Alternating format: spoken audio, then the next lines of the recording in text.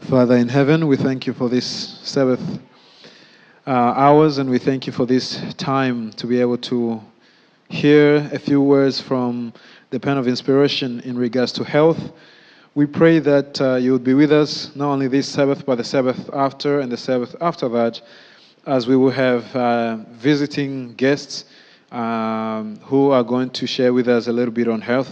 We pray that you lead and guide in Jesus' name. Amen. Yes. I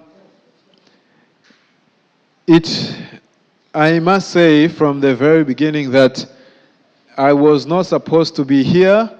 My wife is supposed to be here, but because she's not well, I have to present on her behalf.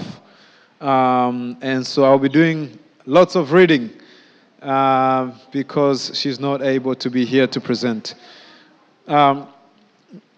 Yes, muri make navuze ati uwategezwa kuba agiye kwigisha kino cigwa ntamerewe neza, so muri make ndaza gusoma ivyo yantegekanije kugira nshobore kuba nosoma kubera I was just saying that my wife is supposed to present. Ati umugore wanje niwe yari kwigisha. However, she's not well. Ariko nagamerewe neza. So she's given me a chapter to read. So I'll read and then we'll study as we read together. Ati ubwo rero yamaye igice nza gusoma, ubwo ndagisoma hanyuma turageraho icyo tubivuzeho. Yes, yes. And so we are running out of time. The flyer you probably have seen, it talks about these three Sabbaths where we will be discussing about health. Ati nkuko ndibaza mwamaze kubibona tuzaba tuganira ku bijyanye n'amagara kuri aya masabato yose atatu, iya mbere yashize n'ingi n'izakurikiraho. And so let's have the first slide on our PowerPoint. Reka rero turebe slide ya mbere. And so we are actually discussing today about regularity in eating. Ati hano tugiye kuganira ku bijyanye no kurya cyangwa amasaha cyangwa amasaha twadukwiriye kuriramo. Therefore, as you see, the title is my wife's there, but it was supposed to be her presentation. If we can go to the first slide, we want to do a few introductory stuff. Ati tugiye ku intro ku rupapuro rwa mbere. I think it will be very helpful that we can all learn the different parts of the body and before we can move forward, because I understand that it is easier for me to just read them in English, but because we want to have this translated, it is good that we can all familiarize ourselves with the terms in our languages. Ati nabonye ko byaba byiza ko twaniga biriya bice bigiye bitandukanye by'umubiri, ati kuko ni ibintu hari byanyohera ngiye gusoma mu Cyongereza, ariko byaba byiza nabyo tumenye ibintu ibyo ari byo naho biri ku mubiri. So we have, of course, the mouth. Dufite umunwa ari wo wa mbere. But we have the salivary glands, which I don't know how you would call them in Kirundi. Twa dufise ahari n'ahantu twovuga ati hacama amate. Yes. Ibinuza bitanga amate biturutse ino, I'm not sure. Then we have, of course, the food comes down through the esophagus. Twa dufise n'aho indya zica hitwa muri esophagus. Izosi. And then we have the stomach. Hari inda. Sometimes when we think about the stomach, we think about this whole area, but in reality it's actually a small part within this area. It's small comparing to what we see on the outside. Twumvise inda abantu dukunda kwiyumvira ati ni iki ngiki kintu cyose, ariko burya iki cyose sinda, inda n'akantu gusa gatoya karimwe indani. Then we have the liver. Dufite umwijima. And I think in Kirundi they call it it'll come back. Anyways, we have the gallbladder. No, that's lungs. Liver. Igitigu. Igitigu. Yes. Then we have the gallbladder. hari na A gallbladder. little thing there. That's where when you have gallstones, that's where you usually have an issue there. Kajya ka gallbladder niko gakunda kujyamo nk'iyo wariye nk'amabuye yose niyo aca agenda kuja akicara amabuye. Then we have the pancreas there, Dufise na pancreas. which I think they call it ugwagash, isn't it? Which is the Ugwagash. one, that produces insulin. Ati ubwo gwagasha nibwo rusohora iyinuza umusemburo ugwanya isukari. And so, yes, that's what it does. Of course, it tries to balance the sugars in the body. Ni ukuvuga nyine ubwo gwagasha ngo rugerageza kugwanya ibisukari byinshi cyane mu Now, mubiri. maybe I should have said a disclaimer. I am not a doctor. Ati reka ahubwo amajambo nibagiye kubabwira ndavuga ubu nyene njyewe nimo ndabigisha ntabwo ndi umudogiteri. I'm only just sharing from what we see there on the screen and what the pen of inspiration has taught us. Ngiye gusangira namwe gusa ibyo mubona hariya ku kibambazi n'iby'umwuka wera utubwira. For further, I guess, counsels and do your own research as well as approach your own doctor if you want to take certain decisions on certain treatments. Ati ushaka kumenya byinshi ugerageze gukora ubushakashatsi bwawe naho ku giti cyawe cyangwa ugende kubaza umudokiteri wawe. And so, of course, once the food gets into the stomach, those two things there, they help in balancing whatever is happening in the stomach. Ati nuvuga rero ibyo maze kugera mu nda biri ugwagasha nibi na gallbladder birafasha kuyungurura ibiryo byagiye mu nda kuraba ibintu uko biragenda neza. Then the food goes through the small intestine. Hanyuma indya zigaca mu murongo munini nibaramara sinzi I think amara matoya First, small and then intestine. through the large intestine. Hanyuma yava mu mara matoya agacengana mu mara manini. And then of course through the large intestine is where all the nutrients are absorbed. Ati muri ayo mara manini rero niho ibifasha mubiri vyose niho bigenda. And most doctors would agree that majority of our diseases are related to whatever happens in the large intestine. Nukuvuga kandi abadokiteri benshi baravuga yuko indwara nyinshi turwara ziza ziturutse mu mara. So really, if munda. we take care of the gut, we can actually prevent ourselves from a lot of diseases. Nukuvuga rero tugerageje gufata neza ibiri mu nda yacu biriya byose ko tubibona umuntu ashobora kubaho ubuzima butarimo indwara. Of course, once there is waste, then the waste has to come out of the rectum. Ati hanyuma indya nyine zigomba kumanuka zigenda muri rectum. Yes. Anyways, and then another image, of course, I wanted to just share before we start reading is this image which explains in detail. I might have to get closer to the screen in order to read it because it's very small. Actually, sorry, I have it. I have it here.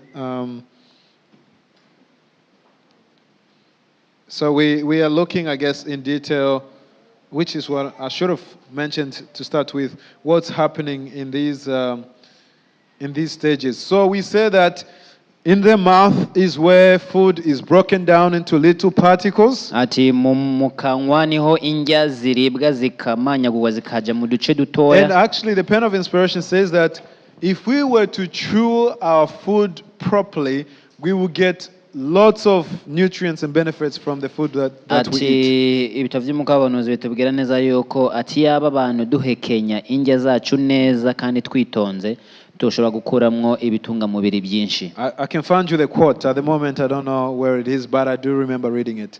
And then we have, of course, the salivary glands, which is, provides and moistens and amylase and in order for the whole production to happen in the mouth. Nyuma naho hajya amate akaba ariyo amate cyangwa amacangwa yagenda akivanga mu biryo ibiryo kugira bimashe kubona kumanuka neza aho birimo birajya. And so once the food is transported down in the stomach, there is some enzymes, some acids and other things, once again, which takes care of the food and tries to,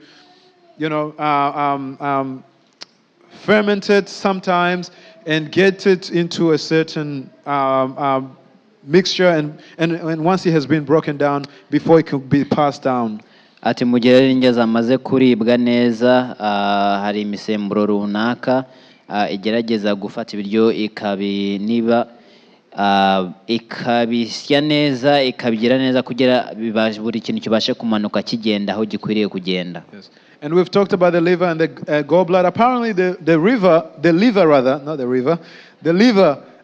it's the one that stores the vitamins, the iron, and destroys old blood cells, destroys poison, and it's the one really that does all that kind of work. Ati umwijima naho hano tukabona yuko ari gukora umurimo munini cyane ni urwanya nk'umuntu yariye nk'umuti wica uragereza kubirwanya ukafasha no mu guhekenywa kw'ibiryo kandi ukongera ukanafasha and builds up molecules and stores kandi ni nawo unabika ibitungamubiri by'umubiri byinshi.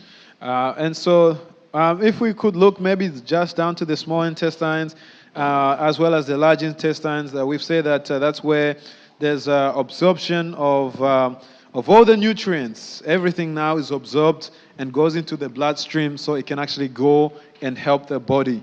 Ati mu mara mato no mu mara manini rero niho byatunga mubiri byose amavitamine n'ibindi byose bigenda bikajya no mu maraso amaraso agatajya mu mubiri wose hanyuma umuntu akabandanya gukora nyine uko bisanzwe. And on May 25 when the visiting presenter will come, he's also going to touch on the basics of health and certain things that we should know about health. So that's on May 25 and you want to make sure that you invite friends as well. Ati kuri 25 z'uku kwezi wa mushyitsi wacu no azaza kandi zatubwira byinshi cyane ku bijyanye no gutunga amagara yacu neza. Ati byaba byiza rero muje kandi binashobotse niba mufite inshuti zishobora kubyungukiramo nazo mukazihereza kaze. So we start reading therefore on chapter 9.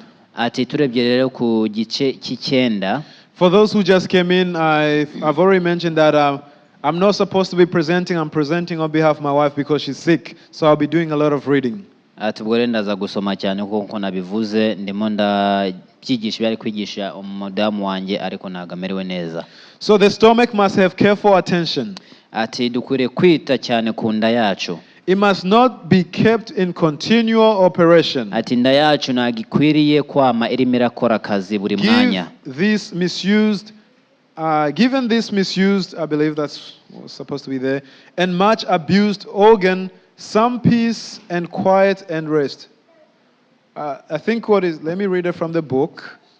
It is saying that the stomach is the one that is okay, it's how it is spelled. It says, give this misused and much abused organ some peace and quiet and rest. I believe it's saying that that's what's needed. Yeah, no, it says that give this misused organ. Yes. Give it some rest. Yes. Hano nawe akagerageza avuga ati iyi nda ikoreshwa nabi nimugerageze kwihereza amahoro n'umuruhuko. After the stomach has done its work for one meal, ati mu gihe inda irangije kurya ibiryo irangije gufungura, do not crowd more work upon it before it has had a chance to rest and before a sufficient supply of gastric juice is provided by nature to care for more food. Ati inda yawe maze kuronka ifunguro rimwe ni wongere kurundamwe ibindi biryo keretse inda yamaze kubijanjagura ibyo byose birimo bikagenda bigakora umurimo wabyo kandi inda yawe kamara kuruhuka neza hanyuma niho wongeramwe ibindi biryo. Interestingly, we are told that 5 hours at lunch. Sorry? I only have that first paragraph. Oh. Yeah. 5 hours at least should elapse between each meal. Ati hano tubwirwa yuko twari dukwiriye gureka hacemwe amasaha 5 mbere yuko wongera kurya ibiryo byawe bya kabiri. How's that? Oh, yes. Okay. So 5 hours and always bear in mind that if you would give it a trial, you would find that 2 meals are better than 3. ati kandi ubikoze neza uzasanga ifungurwa zibiri ku munsi ari nziza cyane. It is the custom and order of society to take a slight breakfast.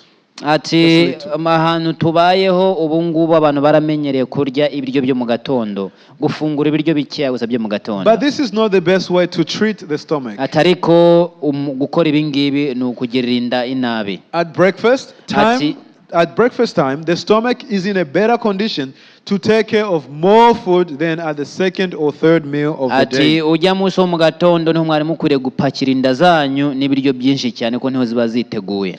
The habit of eating a sparing breakfast and a large dinner is wrong. Ati ibyo byo gufata mu gatondo tukarya agafunguro gatoya hanyuma ugiye kuryama kare wuzuza inda, aho ngaho ba wihenze. Make your breakfast correspond more nearly to the heartiest meal of the day, meaning let it be big. Ati reka rero indya yawe yo mu gatondo ibe kweri ari ibiryo nyine byinshi bihagije bishobora gutuma ubikumaza umwanya muremure. Late suppers.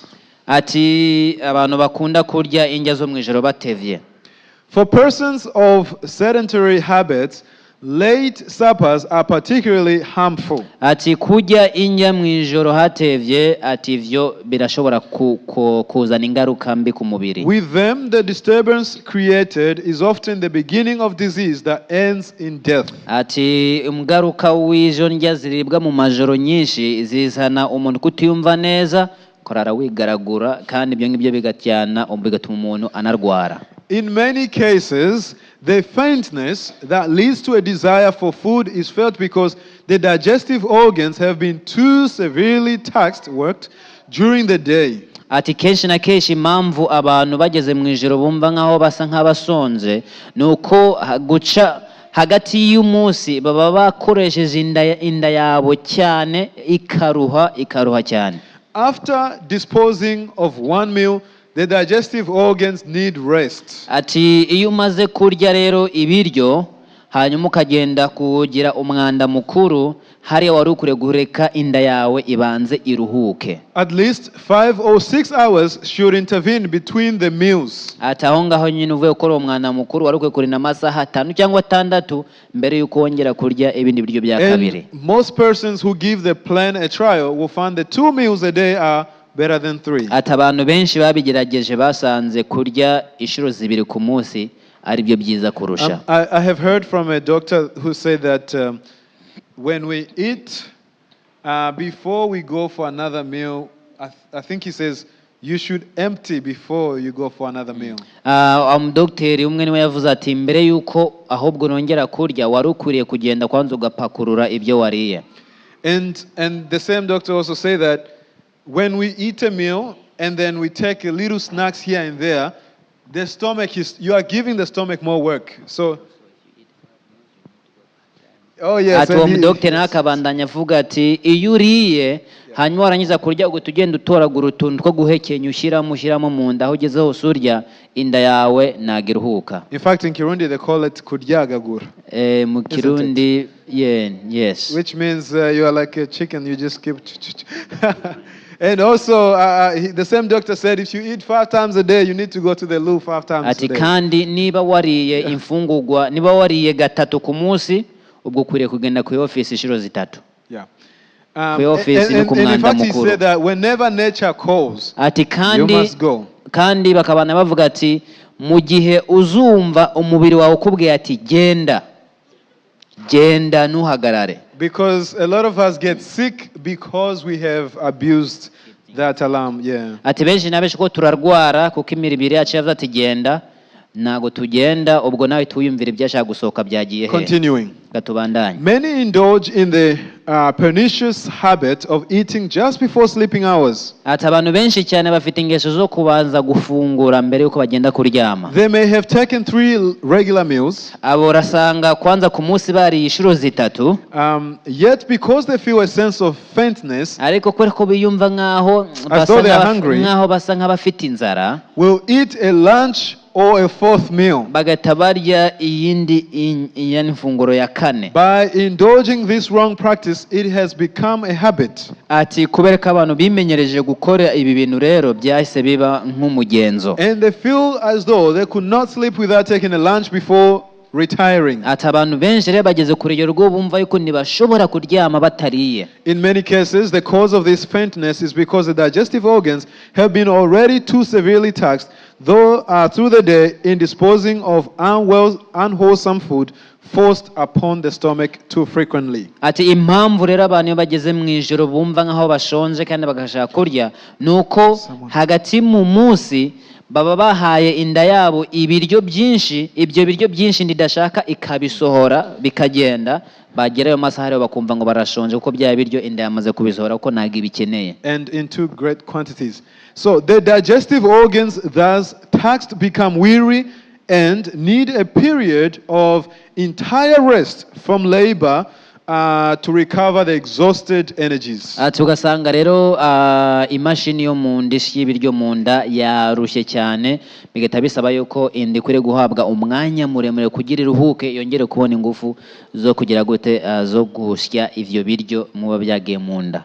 A second meal should never be eaten until the stomach had time to rest from the labor of digesting the preceding meal. Ati ntihakagira umuntu n'umwe rero arya imfunguro ya kabiri ku munsi keretse inda yamaze kurya ibya mbere ikabishya ikabigira neza kandi karuhuka. If a third meal be eaten at all, it should be light and several hours before going to bed. Ati niba binabaye ngombwa ko umuntu arya mbere yuko agenda kuryama, reka arye agafungurwa gatoya kandi akarye nk'amasaha makeya mbere yuko ajya kuryama. So mbere kujya kuryama, niba ugenda kuryama amasaha 4 uhita urya ubwo nyene in 4 hours ugenda kuryama, n'urya ubwo nyene minota 30 ugenda kuryama. Because when you are sleeping, the body should be repairing itself, not trying to work again. Kuko burya iyo uryamye umubiri warukuriye kwivugura wongera uzana ingufu zishasha, apana kurara ugira gute ugwana n'injya ziri mu nda. But with many, the poor, tired stomach may complain of weariness in vain. More food is forced upon it, which sets the digestive organs in motion again to perform the same round of labor through the sleeping hours. Abantu benshi rero iyo bumvise ko mu nda hasa nk'anakiriyo barafata bakarundamwo izindi ndya, bigatuma rero inda yongera gukora umurimo itari kwire kurarikora muri iryo joro ryose. The sleep of such is generally disturbed with unpleasant dreams. Ati abantu nk'abo barara inda zuzuye, barara barota unpleasant dreams. Barota indoto mbi. And in the morning they wake up unrefreshed. Kandi mu gatondo bakabyuka basa nk'abaraye ku nkone. There is a sense of I don't know this word, languor and loss of appetite. Hanyuma bagaca bamera abantu basa nk'abadafite na peti yo kurya, batangira guta peti bakanaruha. Yeah. A lack of energy is felt through the entire system. Bakumva kandi nta ngufu bafise mu mubiri wabo. In a short time the digestive organs are worn out. Ati nukuvuga rero ibishya indya muri mu nda yacu ugasanga byabuze ingufu, for they had no time to rest. Kubera ko nta mwanya wo kuruhuka byahawe. These become miserably dyspeptics and wonder what has made them so. Ati ibi bintu byo mu nda rero biraruha cyane, bikumva nta ngufu, bigatangira kwibaza ati mbega ni iki gituma twiyumva uku nguku. Yeah. The cause has brought the sure result. Atariko icyabizanye niyo kizana n'akazoza kabyo. If this practice is to be indulged in a great length of time, the health will become seriously impaired. Ati umuntu arafite izingesho nazibandanya umwanya muremure azonona amagara yiwe. The blood becomes impure. Amaraso ahitajyamwe imyanda. The complexion sallow. Ati akabiri k'umuntu kagahita gatangira gusa nabi. The eruptions will frequently appear. Ati akaba ari umuntu gusaduka kukwererana ku mubiri.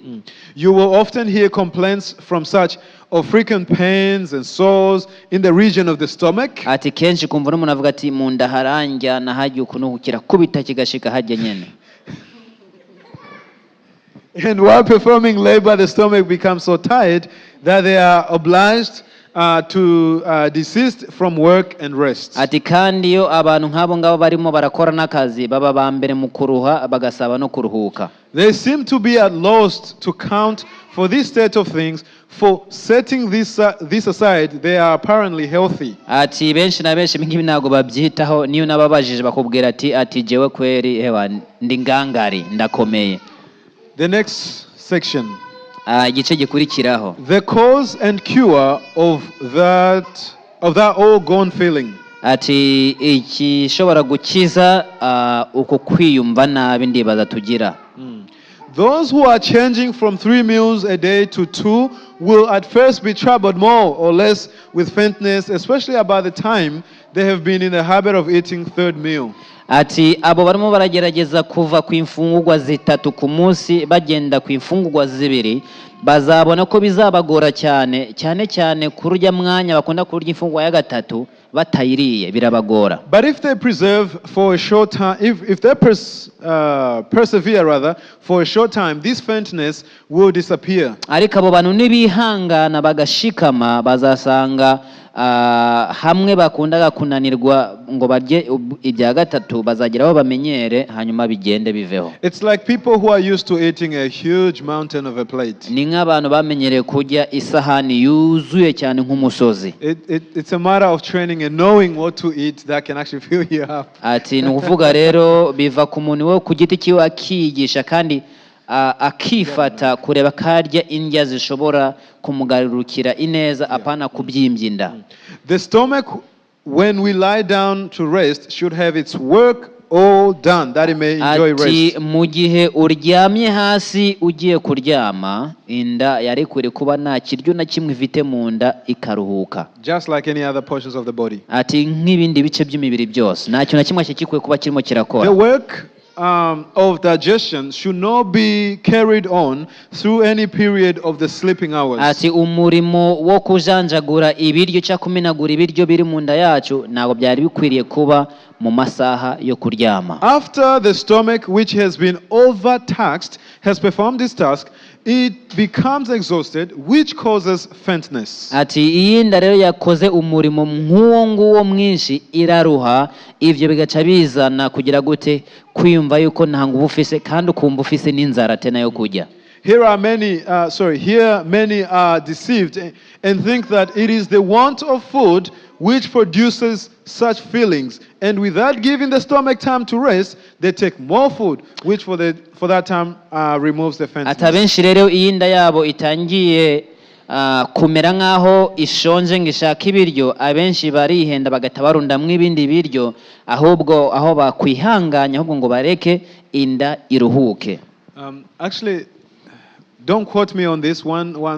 Some research indicate actually that fasting sometimes is good for our health and for the flow of blood. ati abantu bamwe bashakashakishe barabonye yuko kwisonzesha birazana ingaruka nziza ku buzima.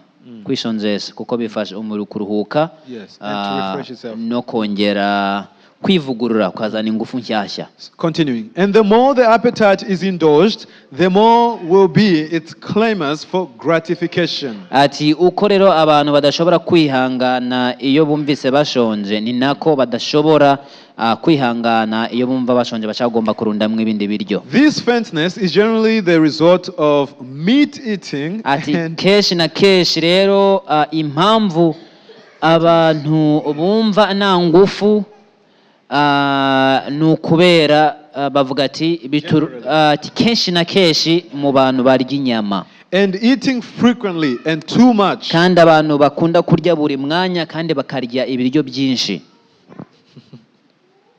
I think it's interesting because we are touching on the important points. Yes. The stomach becomes weary by being kept constantly at work. ati inda iraruha kubera ko iguma ikora umurimo. Disposing of food not the most healthful. ati inda igatirwana irondera indya zidafite akamaro mu mubiri kugira izikuremo igende kuzita hanze. Having no time for rest. ubwo inda ikabura umwanya wo kuruhuka. So the digestive organs become enfeebled. hanyuma rero hamwe indya zacu zimanyagurirwa hagaca haba nta nguvu hafise. Hence the sense of goneness, meaning gone, and desire for frequent eating. hanyuma ibyo bigahita bituma umuntu yumva nyine nta ngufu afite kandi agahita yumva ashaka kongera kurya. The remedy such require is to eat less frequently and less liberally and be satisfied with plain, simple eating twice or at most 3 times a day.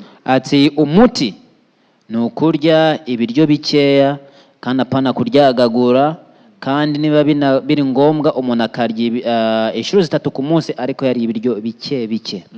The stomach must have its regular periods for labor and rest. Hence, eating irregularly and between meals is a most pernicious violation of the laws of health. Ati inda rero ikwiriye ifite umwanya wawo iruhuka n'umwanya wikora mu gihe iyo myanya itamiraboneka mu burica amategeko y'intungamubiri. With regular habits and proper food, the stomach will gradually recover. Ati inda rero nitwayimenyereza neza tugashyiramo n'ibiryo byiza, inda izongera igarure agatege ibandanye ikora neza. To finish this section, the stomach may be so educated as to desire food 8 times a day and feel faint if it is not supplied. Ati inda irashobora kugukontrola kurya ishobora kubihereza ibyo kurya inshuro 8 ku munsi. But this is no argument in favor of so frequent eating. Atari kibi ntago tubivuze kugira ngo tubatere intege mu bandanye kurya cyane. Before we move, before I guess we bring it to a close because we're out of time. Kwa umwanya urashize tugomba gufunga. Can someone remind us what are the laws that God has put in place for us to follow? Ati ninde umuntu ashobora kutwibutsa amategeko Imana yashyizeho kugira dukurikize?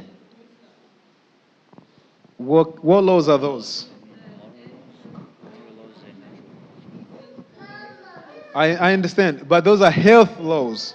Okay, so number 1 is health laws. Nuvuga Imana duhaye amategeko y'ingengamubiri niko nayita. And then there's also moral law. N'amategeko moral law, how do you call it?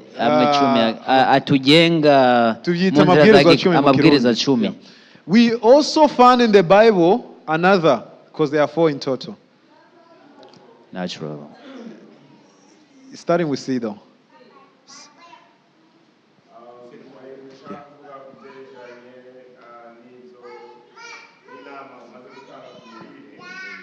So twamanza tukishyura icyo kibazo hamagacha tugo. Yeah. So we've mentioned health laws, moral laws, ceremonial laws. There was one more. Anuvuga twabonye amategeko bamwe 10 amategeko y'intungamubiri n'amategeko yakorwaga. We can study that. It's to do with the Old Testament, clean and unclean, the sanctuary, Levitical. Yeah. But it's interesting that it's interesting to note that we also have health laws. If we abuse or transgress them, actually we can sin by transgressing health laws. Ati nuvuga rero ni ikintu gitangaje uko urebye amategeko y'intungamubiri tuyishe usanga naho Imana ibitubaraho nk'icyaha. It's interesting because we don't tend to think about that. We only think about the 10 commandments. Ariko kenshi na kenshi abantu dukunda kwimvira gusa ati icyaha no kwica yandi 10. Ubwo yandi intungamubiri nawe dukunda kwibandaho cyane yo kari icyaha kuyica. Yeah, I think last time I read, I think it was in the book The Great Controversy, towards the beginning, I think it was even in the preface where it says that God is also serious about the health and the natural laws. Ati nuvuga Imana yavuga ati iritaho cyane kubijyanye n'amategeko yose yashinzweho amategeko y'intungamubiri n'amategeko 10. All right, Philip had a comment, and then we finish. You can have to go. Utaravuga please, hano tugomba kuba twasohotse saa 12 dusikana iminota 10. Ubwo Philip arangije tugenda, please, sorry kuko abantu bakerewe iyo muza kare mwari kwiga byinshi.